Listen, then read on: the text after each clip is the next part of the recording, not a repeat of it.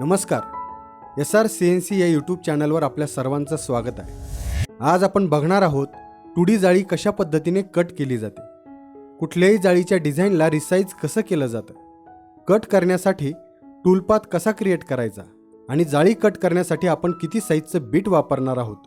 चला तर बघूया पुढील प्रमाणे। सर्वप्रथम आपण कोरल ड्रॉ ओपन करून त्यात 4 foot by 8 foot साईजचं page create केलेलं आहे। त्यानंतर जी कुठली आपली डिझाईन असेल त्या डिझाईनला आपल्या कोरल ड्रॉ सॉफ्टवेअरमध्ये इम्पोर्ट करायचं आहे।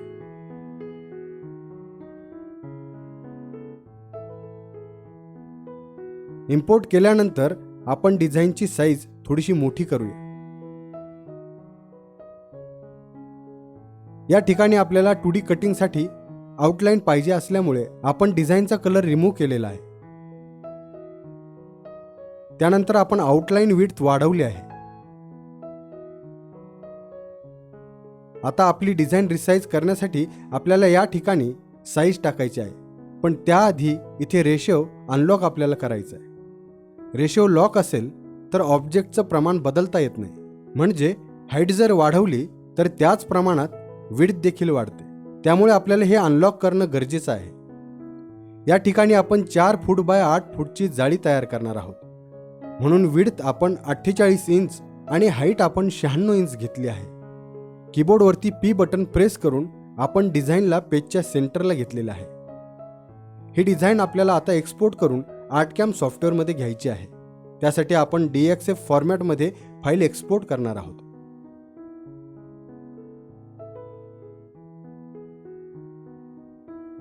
आता आपण आर्टकॅम सॉफ्टवेअर ओपन केलेलं आहे।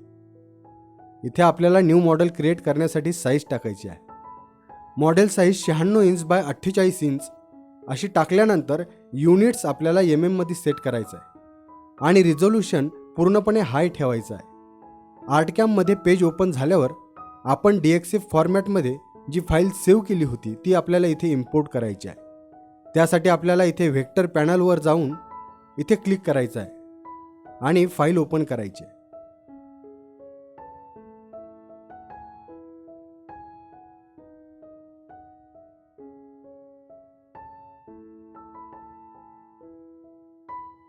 फाईल ओपन झाल्यावर बाहेरची आउटलाईन आपल्याला डिलीट करायची आहे।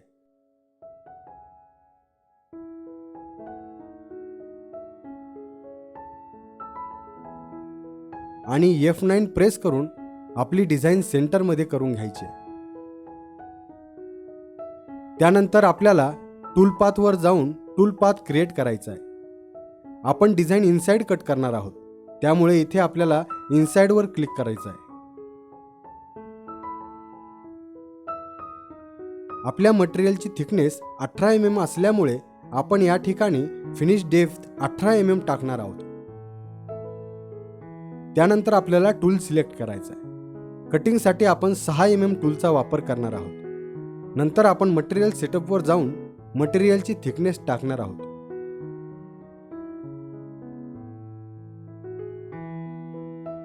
आणि इथे नाववर क्लिक करणार आहोत।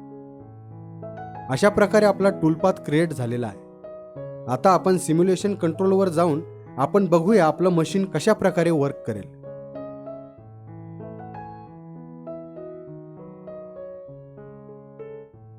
मित्रांनो, व्हिडिओ आवडला असेल तर कमेंट करून नक्की सांगा आणि असेच नवनवीन व्हिडिओ पाहण्यासाठी आमच्या चॅनलला सबस्क्राईब करा। धन्यवाद।